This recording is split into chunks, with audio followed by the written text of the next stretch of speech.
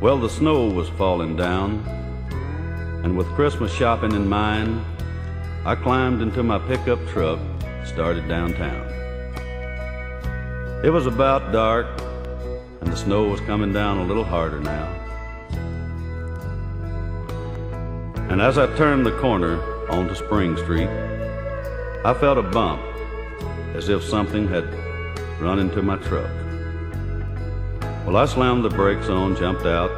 I couldn't believe my eyes. There, laying in the snow, was a little blonde-haired, barefoot boy. He didn't move, and I just prayed he wasn't dead.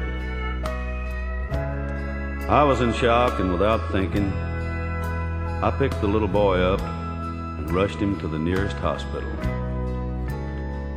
A couple of attendants took the little boy into the emergency room. I was shaking like a leaf as I sat waiting. After about 10 minutes, a policeman came over to me and asked the little boy's name. Well, I told him I didn't know his name. He suggested that I go with him to the accident scene, since all was being done for the little boy that could be done. As we drove, I noticed the Christmas lights, and I thought to myself, I wish everyone would just turn them off. I just wish Christmas wouldn't come. He stopped at the place of the accident, and across the street was a small unpainted house with a light shining through the door. And as we walked to the house, a young lady came out and asked us if we'd seen a little 6-year-old boy named Tommy. Well, I just couldn't answer her, so the officer led the woman to the police car, and we headed straight to the hospital with sirens and lights flashing. I listened as she told us her husband was dead and how she had returned home to find little Tommy missing.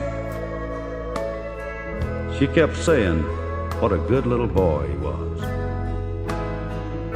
And as we entered the hospital, a doctor greeted us with a great big smile and told us that little Tommy was fine. He had just been knocked unconscious, and a little cut was on his head. Well, I was so overcome with joy, I hugged everybody in the room. About that time, little Tommy came out and joined in the celebration.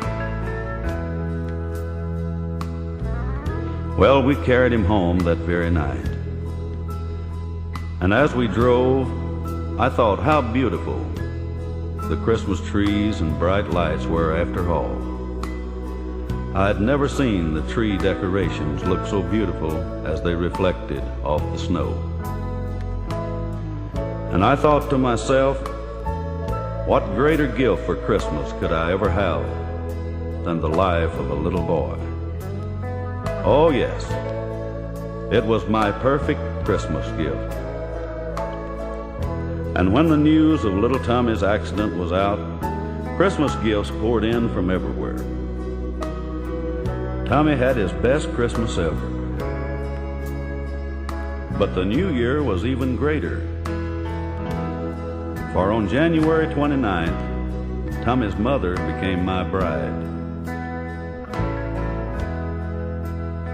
And now I'm reminded of my most perfect Christmas gift every day of my life.